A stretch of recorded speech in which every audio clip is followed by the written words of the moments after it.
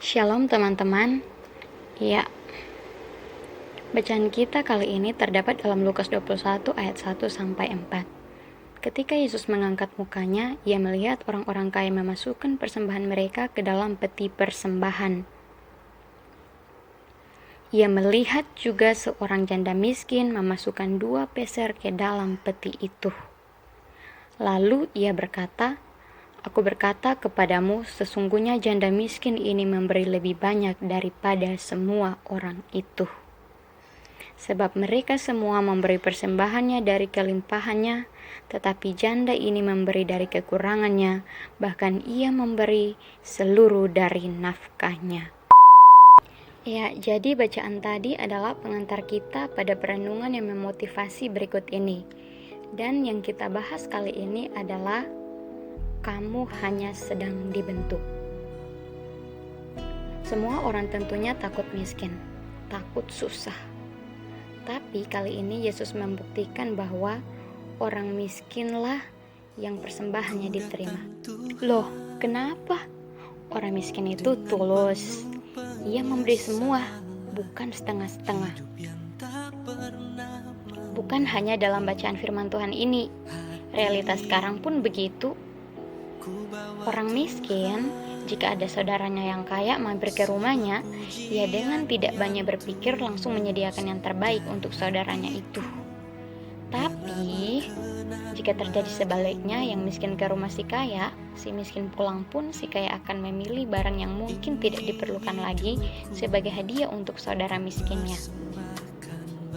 Itu karena apa? Ia tidak pernah miskin. Ia tidak pernah merasakan susahnya menjadi orang miskin, susahnya menjadi korban, dan sedihnya menjadi korban. Nah, dan yang selalu mengerti hanya Allah. Siapa bilang Allah tidak pernah mengerti?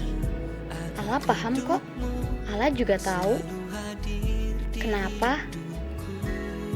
Allah pernah tuh jadi sama seperti manusia.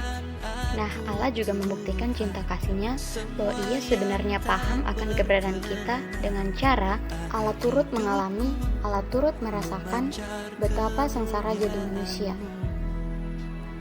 Kehadiran Yesus di dunia adalah bukti Allah pernah jadi sama seperti manusia. Teman-teman mungkin ada yang bertanya, bagaimana coba bacaan tentang persembahan janda miskin dapat menginspirasi kita? Bisa. Artinya begini, ilustrasi saudara miskin dan cara Allah menyatakan kasih-Nya, kita belajar bahwa kadang masalah bukan hukuman, masalah bukan sekedar cobaan iman, tapi juga bahwa kamu hanya sedang dibentuk. Bentuk juga bukan hanya untuk dirimu sendiri, tapi juga kamu untuk orang lain. Kamu hanya sedang dibentuk menjadi sosok pemimpin yang lebih baik, bijaksana dan rendah hati. Dengan mengalami dan merasakannya, kamu akan paham bila mana orang lain yang kamu pimpin kelak mengalami yang pernah kamu alami. Dan dengan tidak semena-mena menghakimi, tetapi lebih bijak mengambil tindakan berdasarkan kasih. Ingat, hanya yang mengalami yang paling memahami. Tapi bukan berarti kamu harus mengalaminya, bukan. Setidaknya kamu belajar untuk memposisikan dirimu sebagai korban dalam menilai. Oke, para calon pemimpin, teruslah berdoa meminta hikmat, karena pintar itu tidak cukup. Shalom.